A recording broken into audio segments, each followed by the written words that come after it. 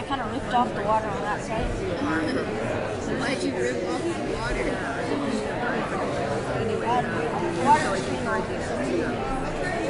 And you never found it? Well, it just started coming off, so I just kind of...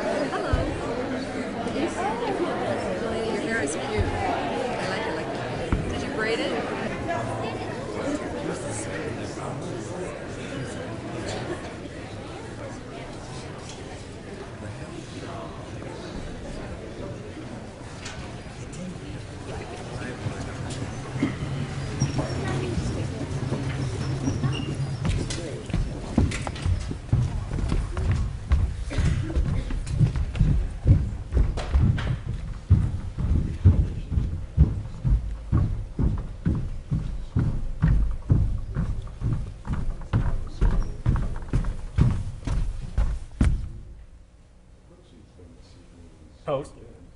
Colors.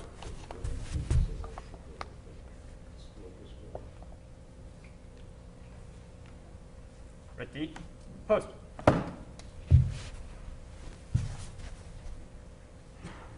About. Haste. Ladies and gentlemen, please stand for the pledge of allegiance. About. Haste. Ready? Begin. I pledge allegiance to the flag of the United States of America and to the republic for which it stands, one nation, under God, indivisible, with liberty and justice for all.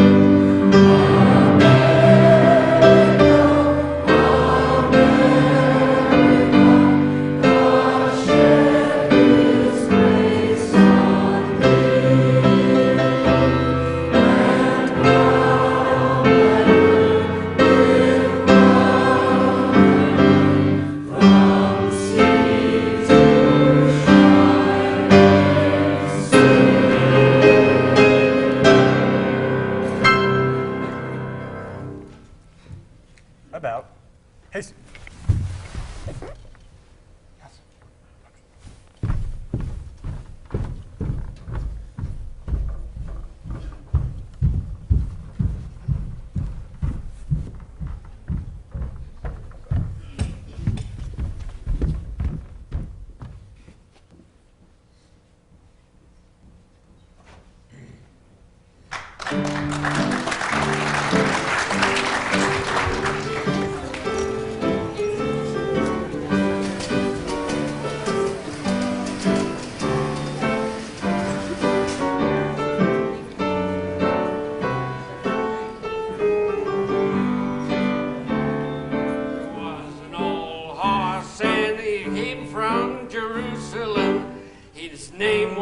Jerusalem.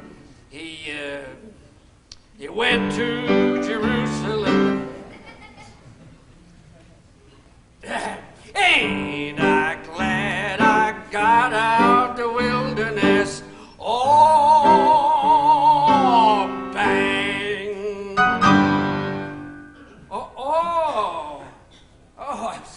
I apologize for that opening, but if you'd been waiting behind this curtain as long as I have, you'd need some kind of relief, too. You didn't know I played the piano, huh? Oh, yeah, oh, sure. Yeah, my family got a piano when I was 7 years old. My sister really played, but I took a few lessons, and I often entertained dinner guests at the house with songs like that one. For hours and hours. Well, now, can you all hear all right? Can you? Can't hear you. In the back? Then how do you know what I just said? I'll try to speak up. Well, thank you for coming. Being told I'd be expected to talk here, I inquired as to what sort of a talk I ought to make, and they said it should be something suitable to youth, something didactic, instructive, or something in the nature of good advice. Very well, I have a few things in my mind which I've often longed to say for the instruction of the young. Well, because it's in one's tender years that such things will best take root and be most enduring and most valuable. So first then, I'll say to you, my young friends, and say it beseechingly, urgingly, always obey your parents.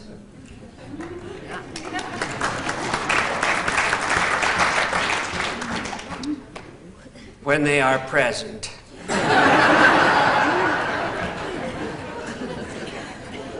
Well, this is the best policy in the long run, because if you don't, they'll make you. Now, most parents think they know better than you do. And you can generally make more by humoring that superstition than acting on your own better judgment. Now, let's see. Be respectful to your superiors, if you have any. Also to strangers, and sometimes to others. Now listen, if a person offend you, and you're in doubt as to whether it was intentional or not, do not resort to extreme measures. No, simply watch your chances and hit him with a brick.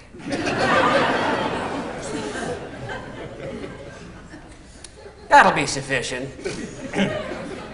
But listen, if you find out that he had not intended any offense, then just come out frankly and confess yourself in the wrong when you struck him. Acknowledge it like a man and say, "You didn't mean to." Yes, always avoid violence. My goodness, in this day and age when this age of charity and kindness, the time has gone by for such things. Leave dynamite for the low and unrefined. Go to bed early, get up early. No, this is wise. Some authorities say get up with one thing, some with another, but a lark is really the best thing to get up with. Well, I mean, it gives you a splendid reputation with everybody to know that you get up with the lark. And if you get yourself the right kind of a lark, and you work at him right, you can easily train him to get up at 9:30 every time. It's no trick at all. Now listen, as to the matter of lying, you want to be very careful about lying. Otherwise, you're almost sure to get caught. And once caught, you can never again be, in the eyes of the good and the pure, what you were before. Oh, sure. Many a young person has injured himself permanently with, through a single clumsy, ill-finished lie. The result of carelessness, born of incomplete training. Now, some authorities hold that the young ought not to lie at all. That's, of course, putting it rather stronger than necessary, but still, no, I do maintain, and I believe I'm right, that the young ought to be temperate in their use of this great art until practice and experience, shall give them that confidence and elegance and precision, which alone can make the accomplishment graceful and profitable. So, patience, diligence, painstaking attention to detail, these are the things, these are the requirements.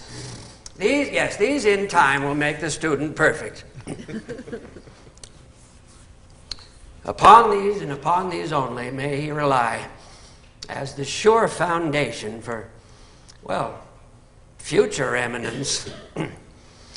Think what tedious years of study and thought and practice and exercise and experience went into the making of that peerless old master who was able to impose upon the whole world the lofty and sounding maxim, truth is mighty and will prevail.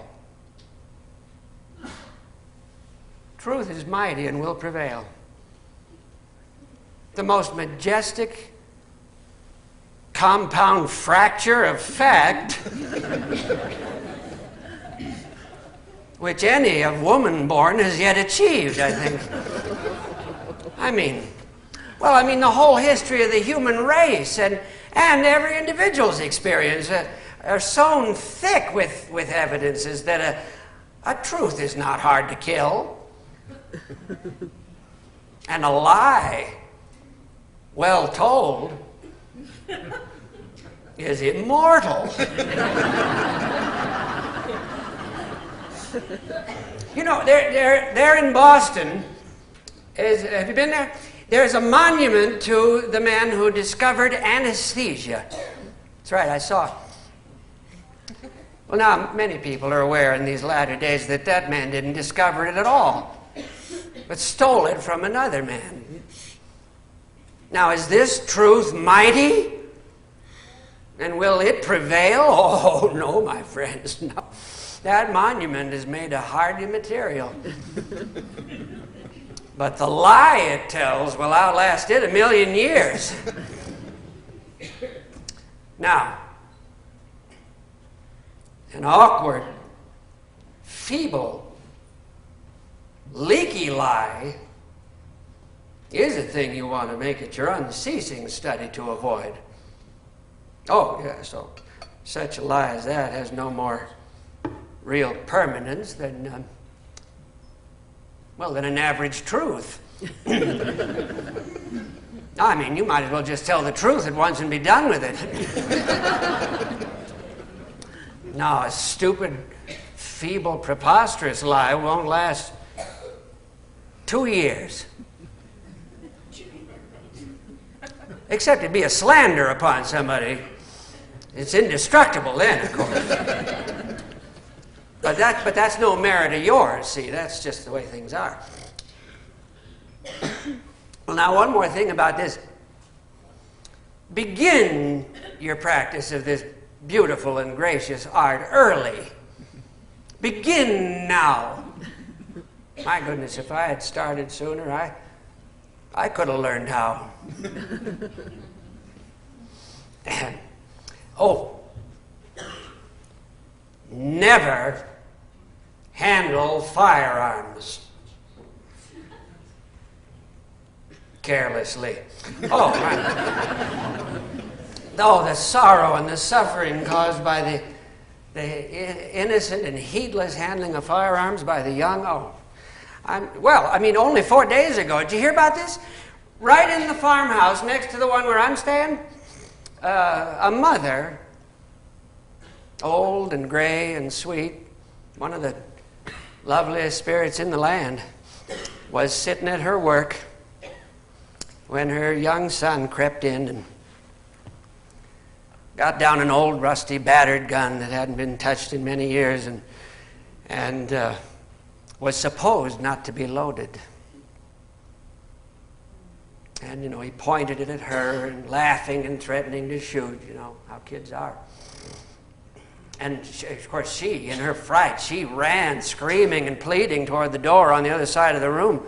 But, as she pressed in front of him, he placed that gun almost against her very breast and pulled the trigger. Yeah. He had supposed it was not loaded. And he was right. It wasn't.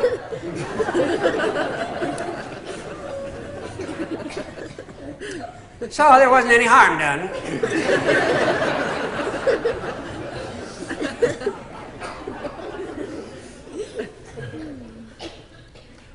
Well, it's the only case of its kind I ever heard of.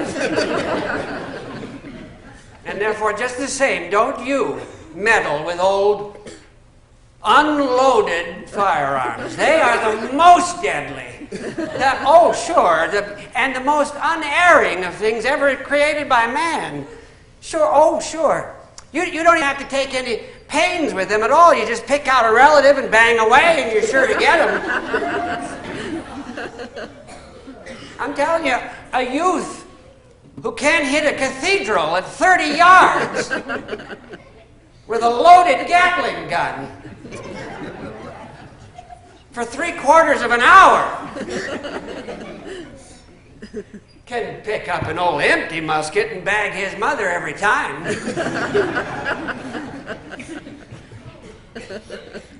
At 100 yards.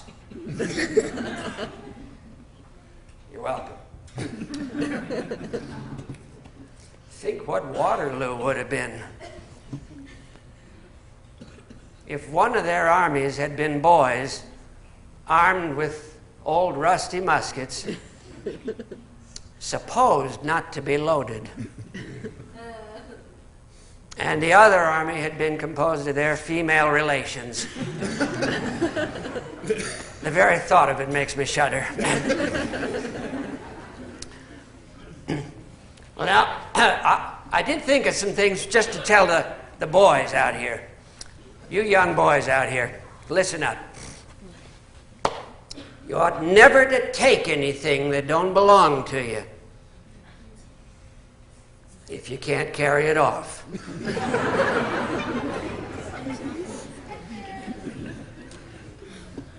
Now, if you unthinkingly set up a tack on another boy's seat, you ought never to laugh at him when he sits down on it. Unless you just can't hold it in, Now, good little boys will never tell a lie. When the truth will answer just as well. No, in fact, real good little boys will never tell lies at all. Not at all. Except in cases of the most urgent necessity. And it is wrong to put a book in the back of your pants when you know you're going to get a licking. That's the wrong part. No, it's better to retire swiftly to some secret place and weep over your bad conduct until the storm blows over, And you ought never do anything wicked and blame it on your brother, when it's just as convenient to blame it on some other boy.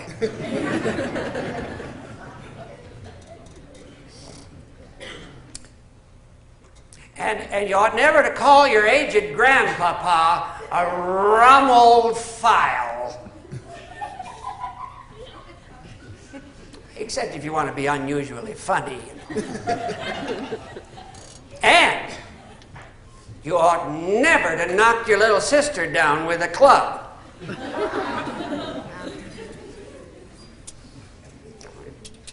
It's better to use a cat.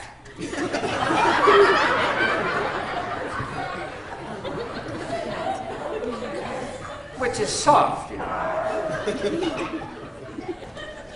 And in doing so, you got to be careful to pick the cat up by the tail. You know, in such a manner that she won't scratch you. Now that is what I call good advice. Now, as for you girls, good little girls must never make mouths at their teachers. For every trifling offense. Now, this kind of retaliation should only be resorted to under peculiarly aggravating circumstances. And now let's listen. If you have nothing but a rag doll, you know, stuffed with sawdust, while one of your more fortunate playmates has a costly china one, you should treat her with a show of respect and kindness nevertheless. And you ought not attempt to make a forcible swap with her. Unless your conscience would justify you in it. And you know you're able to do it. You know, let's be real. And you ought never to take your little brother's chewing gum away from him by main force. Now, it's better to rope him in with the promise of the first $2.50 you find floating down the river on a grindstone. Well, in the artless simplicity natural to his time of life, you know, he'll regard that as a perfectly fair transaction. Oh, sure, in all ages of the world, this eminently plausible fiction has lured the obtuse infant to financial ruin and disaster. So you're on safe ground there. But now, if at any time your little brother needs correcting, do not correct him with mud. No, never on any account throw mud at him because, you know, it'll soil his clothes. No, it's better to scald him a little. Well, because then you attain two desirable results. You know, if you think about it, first of all, you'll secure his immediate attention to the lesson you're inculcating, whatever it is, and at the same time, your hot water will have a tendency to remove impurities from his person. And possibly the skin also. In spots. Now, if your mother asks you to do a thing, it is wrong to reply that you won't. No, it's better and more becoming to intimate that you will do as she bids you.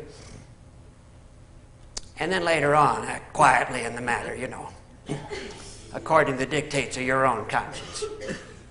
Well, I mean, you must ever bear in mind that it is to your kind parents that you are indebted, you know, for your food and your nice bed and your beautiful clothes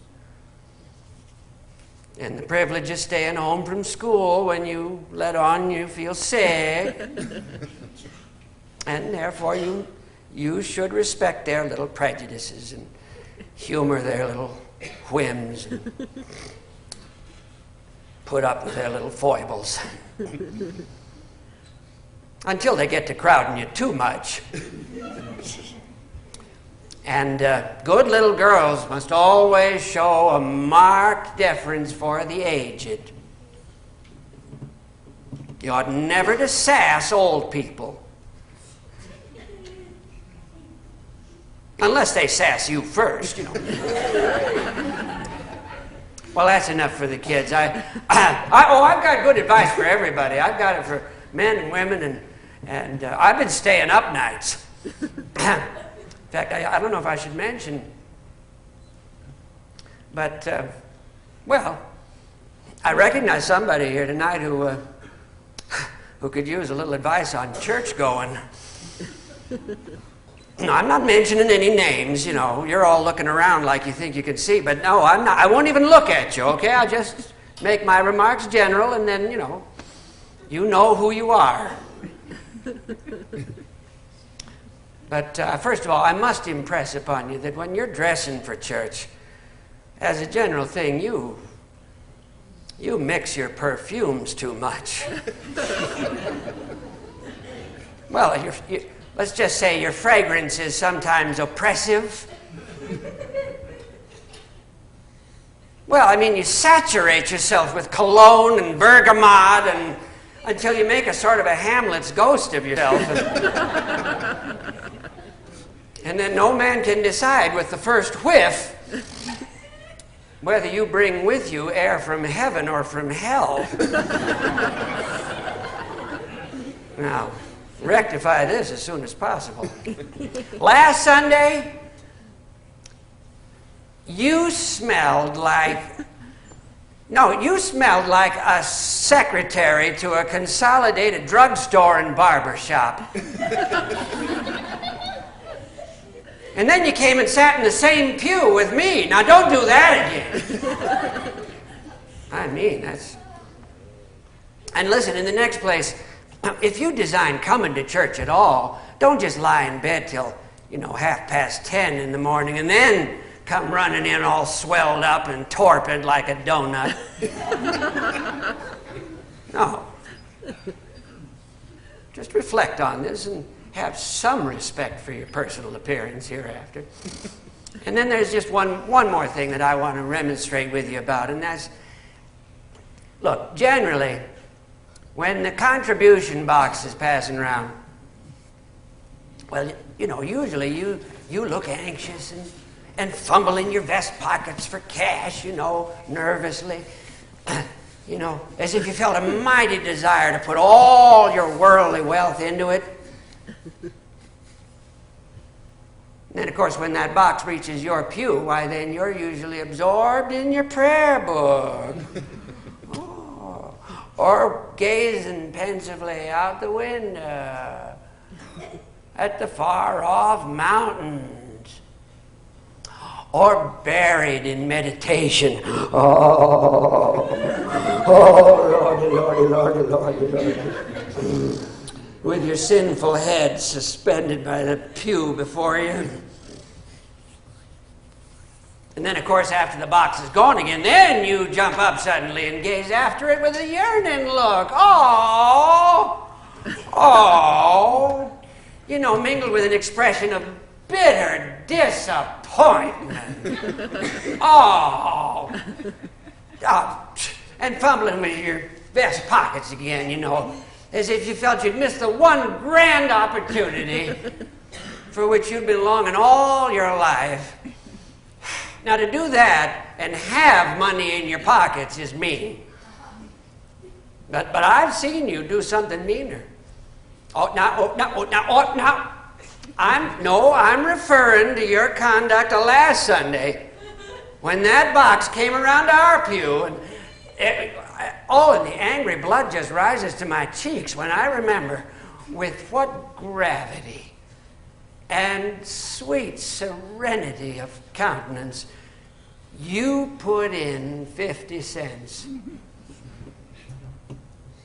and took out $2.50. That's all I'm saying. That's it. A word to the wise.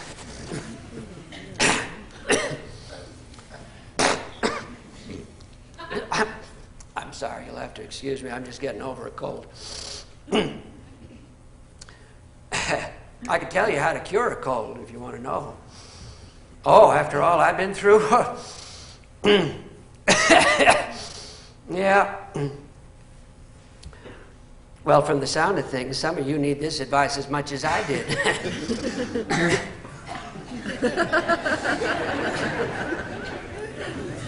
Maybe more.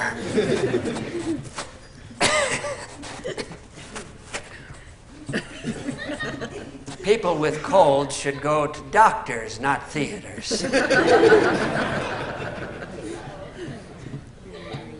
Well, let's see. When my rooming house, the White House, well, not the White House, but a white house, burned down recently in Virginia City, Nevada. I guess that's over here. What we used to call Washoe. Yeah, I lost my home, my happiness, my my constitution, and my trunk. Well, the loss of the two first named articles was a matter of no great consequence because a home, you know, without a mother or a sister or, you know, some young female relative in it, you know, to remind you that by putting your soiled linen out of sight and you know, taking your boots down off the mantelpiece, that there are those who think about you and care for you. A home without that, as I say, is easily obtainable. But, and you know, I cared nothing for the loss of my happiness because, not being a poet, it couldn't be possible that melancholy would abide with me long. But to lose a good constitution and a better trunk are serious misfortunes. Well, I had my Gould and Curry stock certificates in that trunk. And on the day of the fire, my constitution succumbed to a severe cold. Yeah, caused by, you know, undue exertion in getting ready to do something. Well, and you know, I suffered to no purpose, too, because the plan I'd been figuring at for the extinguishing of the fire was so elaborate that I never got it finished until, about the middle of the following week. But anyway, the first day I began to sneeze, a friend told me to go and bathe my feet in hot water and go to bed. And I did so.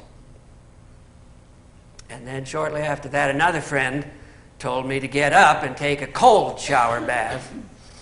And I did that also. And then within the hour, another friend assured me it was policy to feed a cold and starve a fever. You've heard of that. Well, I had both.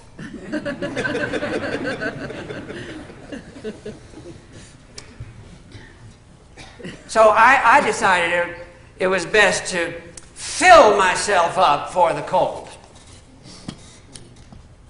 And then keep dark and let the fever starve a while. Well, you'll find in cases of this kind, I seldom do things by halves. I ate pretty heartily. In fact, I conferred my custom upon a stranger who just opened his restaurant that morning.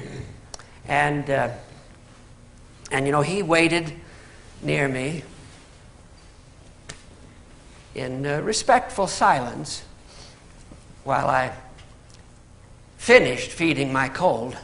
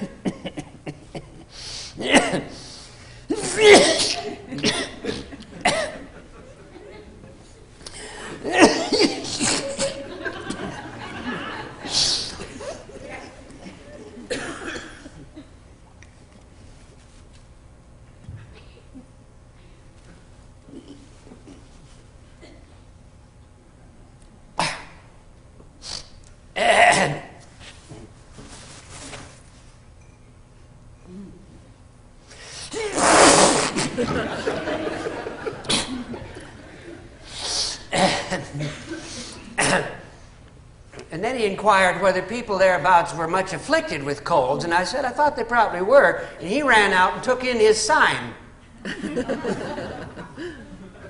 I never figured that out.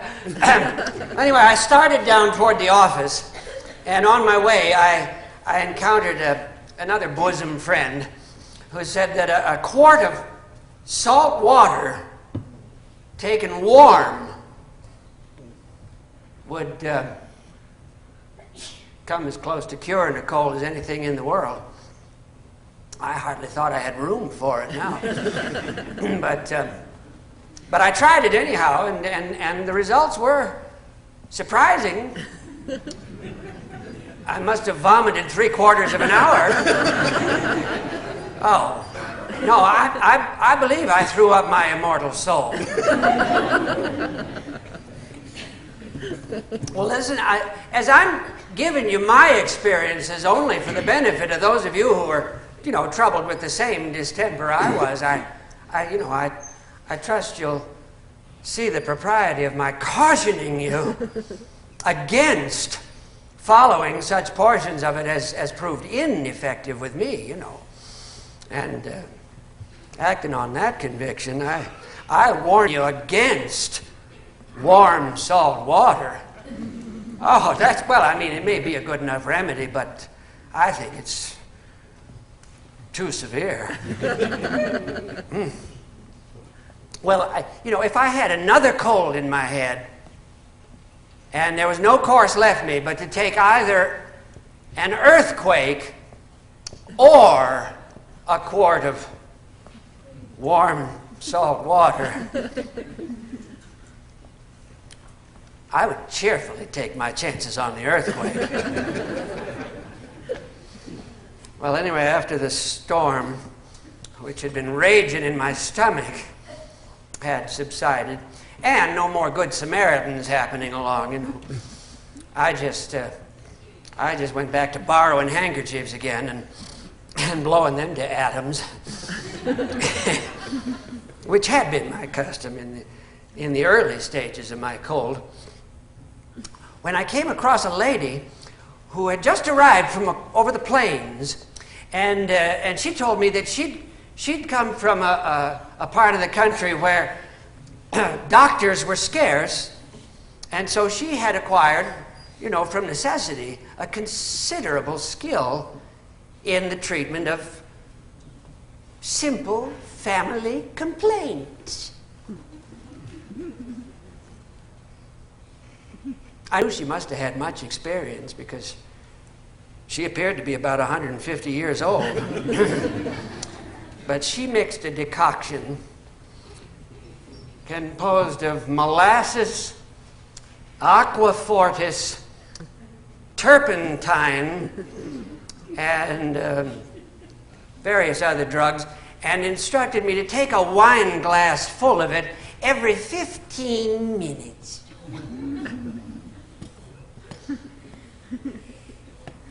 I never took but one dose.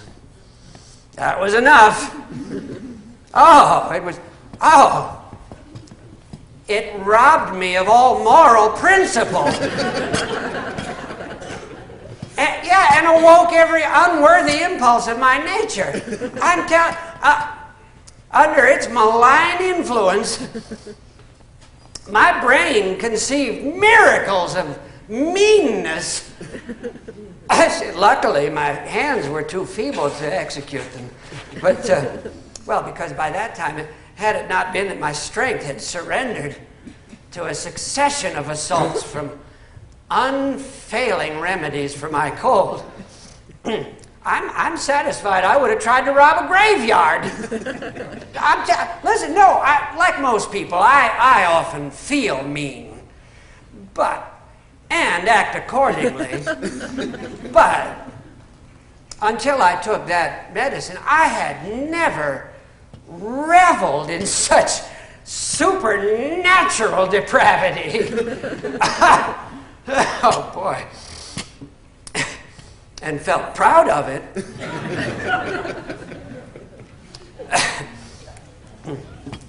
Well, anyway, at the end of about 2 more days, I was ready to go back to doctoring again, and I took a few more unfailing remedies, And finally, I drove that cold from my head to my lungs. Yeah, I got to coughing excessively, and my voice fell to below zero. Yeah, I conversed in a thundering bass, 2 octaves below my natural tone. And of course, I could only compass my regular nightly repose by coughing myself down to a state of utter exhaustion. And of course, the moment I began to talk in my sleep, my thundering voice woke me up again. I'm telling you, my case grew worse and worse every day. Plain gin was recommended. I took that. And then gin and molasses. I know. I took that also. And then plain gin and onions. I just added in the onions and took all 3. And I detected no particular result, however, except that I'd acquired a breath like a buzzard's.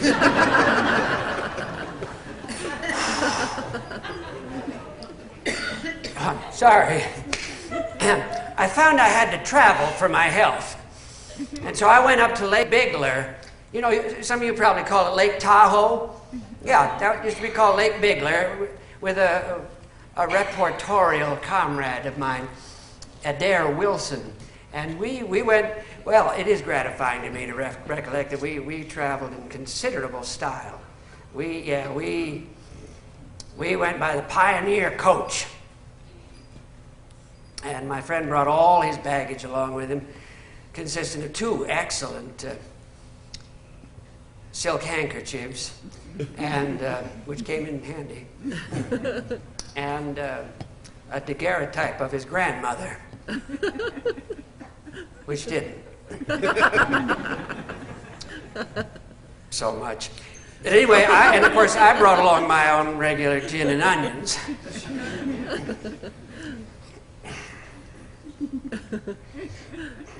Anyway, when we got up there, Virginia City and Sacramento and San Francisco were all well represented at the lake house. And we had a very healthy time of it.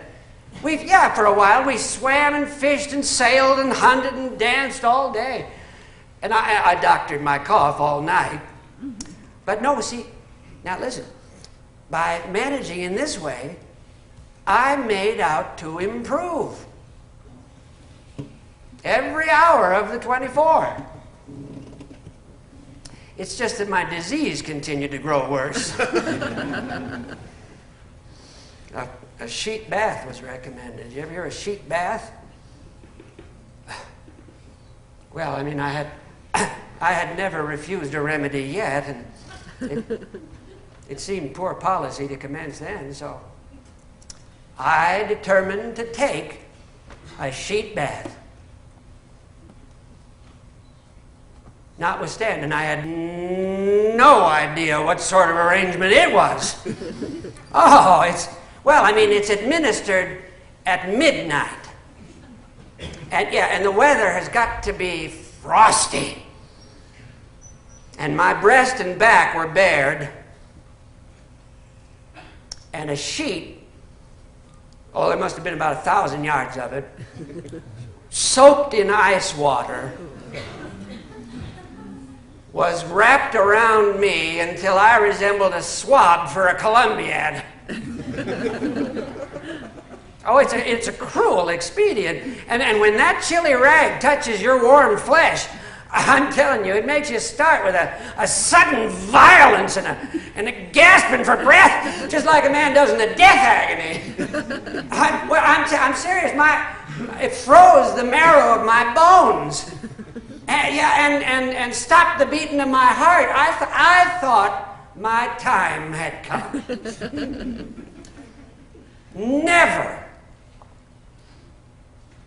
Never take a sheet bath. Never. Say it after me. Never take a sheet bath. Oh, that's words to live by. Oh, I mean, next to, meeting up with a lady acquaintance who, for reasons better known to herself, don't see you when she looks at you.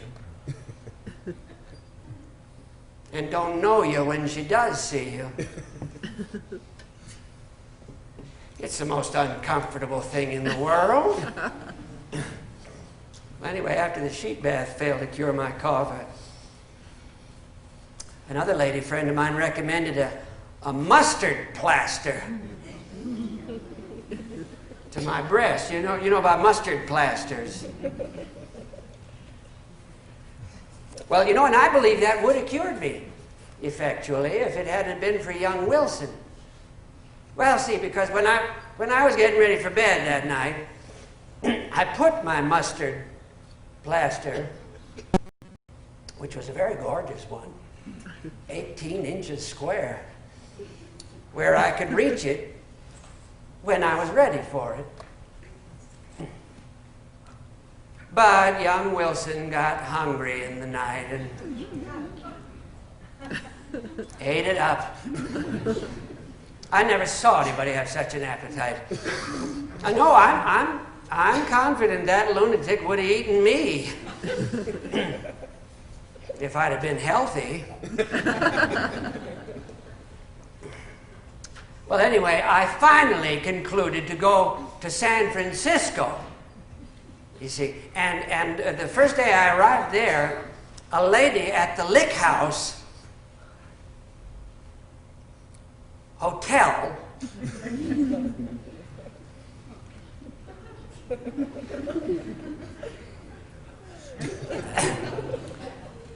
told me to drink a quart of whiskey every 24 hours.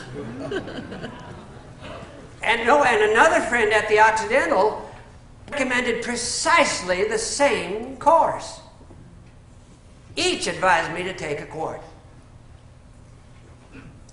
Well, now that made half a gallon.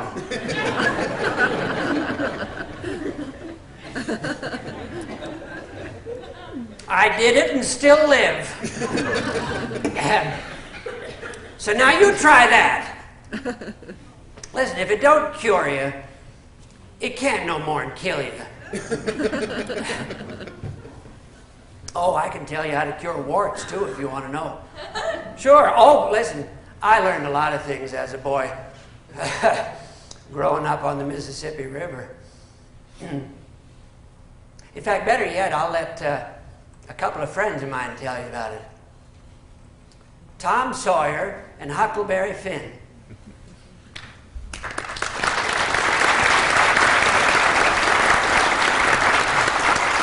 Hey, Tom. Oh, hello, Huckleberry. Say, Huck, what's that? Dead cat. My, he's pretty stiff. What's he good for? Curing warts with. I know something that's better. Spunk water. Spunk water? I wouldn't give a darn for spunk water. Well, did you ever try it? No, but Bob Tanner did. Who told you so? Why, he told Johnny Baker, and Johnny told Jim Hollis, and Jim told Ben Rogers, and Ben told me. Well, now you tell me how Bob Tanner done it. He dipped his hand in a rotten stump where the rainwater was. In the daytime? Certainly. With his face to the stump? Yes. At least I reckon so. Did he say anything? I don't reckon he did. I don't know. Just as I thought. You can't cure warts that way, not in the light of day. The only way it's good is to go into the wood. It's got to be at night when the moon is shining bright. Inside the stump you fling your hand and then you sing. Oh, barley corn, engine meal shorts. Spunk water, swallow up these warts.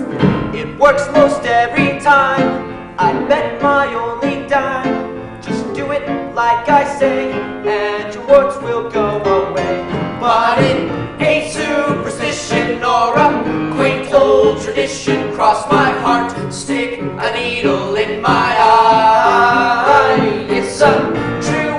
intuition, and in that superstition may I go to perdition when I die.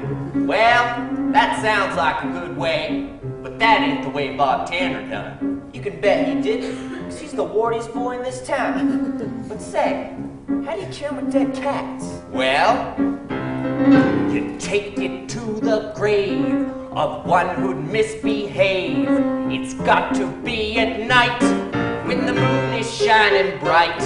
Your heart will start to pound when you hear the eerie sound of devils on the prey. Then you hear the cat and say, oh, barley corn, warts follow cat.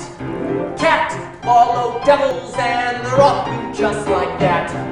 It works most every time. I bet my only dime. Just do it like I say, and your warts will go away. But it ain't superstition nor a quaint old tradition. Cross my heart, stick a needle in my eye. It's a true intuition, and if that's superstition, may I go to perdition when I die.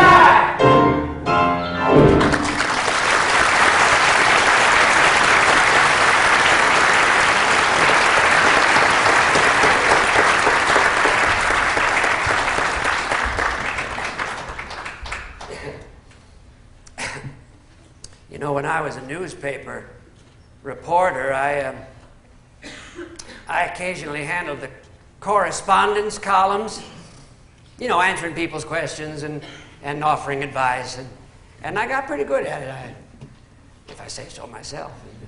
I thought we'd try something like that here tonight. And so I know some of you have already written out your questions for me, and I've had a chance to look at one or two, but I'm told that there's a few more. And so we'll just see what happens. You know, I may not even be able to make out your handwriting, but well, now here's this one is from St. Clair Higgins of Los Angeles. Thanks for coming. Is he here? Just wave. Well, I'll just read it then. It says,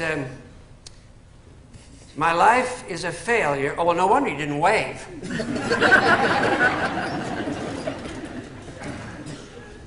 My life is a failure. I have adored wildly and madly, and she whom I love has turned coldly from me and shed her affections upon another. What would you advise me to do? Well, you should shed your affections upon another also. Or on several, if there's enough to go around.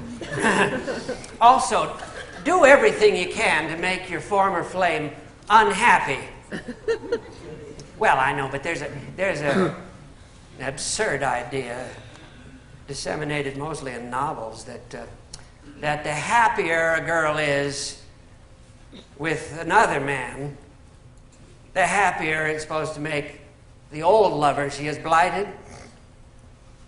Don't you allow yourself to believe any such nonsense as that. No. The more cause that girl has to regret that she didn't marry you, the more comfortable you're going to feel over it.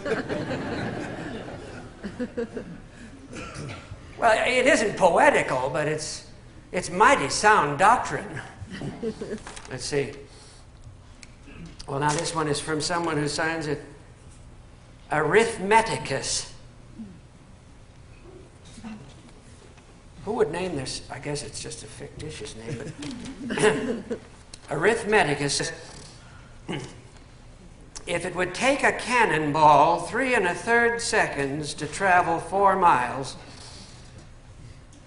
and 3 3/8 seconds to travel the next 4, and 3 5/8 seconds to travel the next 4, and if its rate of progress continued to diminish at the same ratio, how long would it take it to travel 1,500 million miles?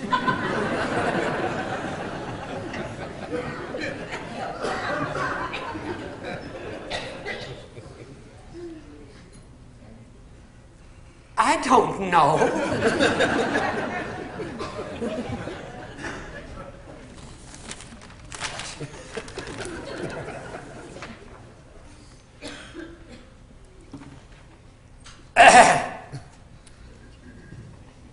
Well, I'll just answer this one.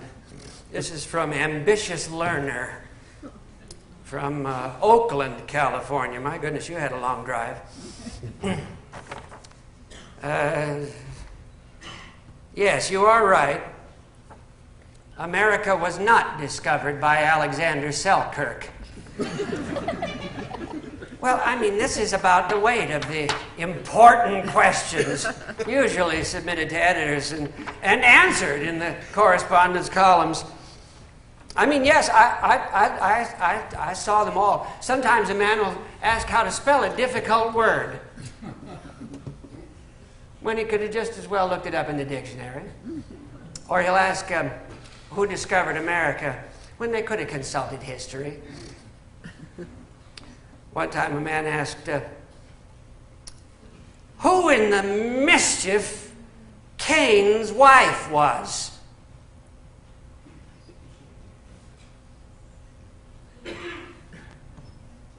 When a moment's reflection would have satisfied him that nobody knows and nobody cares. At least except himself. But just, people just don't think. In fact, if you recall, the best advice Tom Sawyer ever got was from his cousin Mary on this very subject.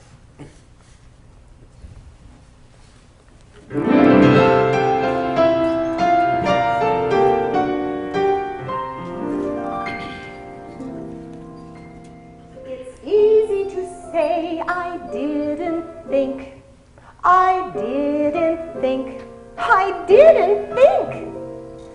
The question is, why didn't you?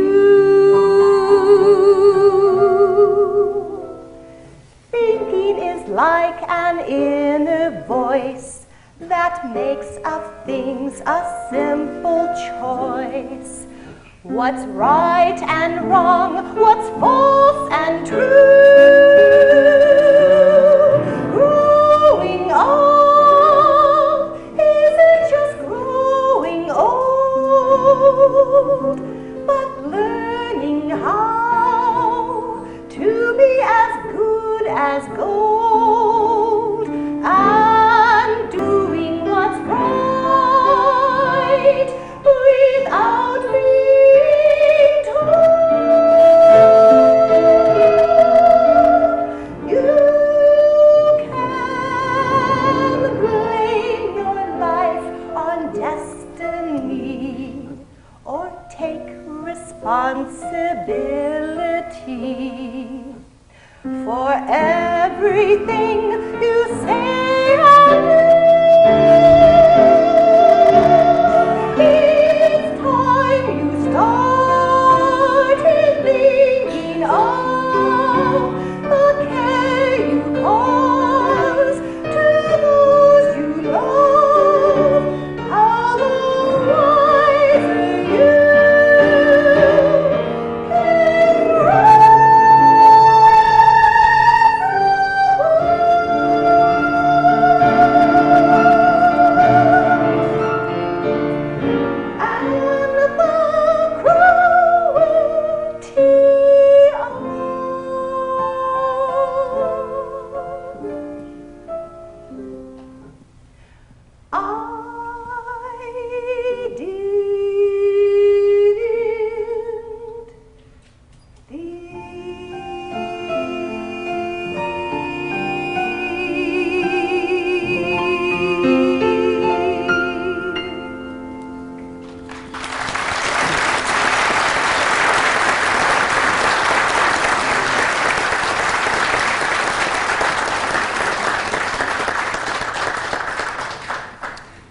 before we take our intermission, and we're just about to, it's a good one too. Oh, the place is loaded. I just wanted to wrap up my good advice by reminding you that there are all sorts of books, but good books are the sort for the young to read. Well, sure, I mean, remember that. They are great and inestimable, an unspeakable means of improvement. So be careful in your selection, my young friends. Be very careful.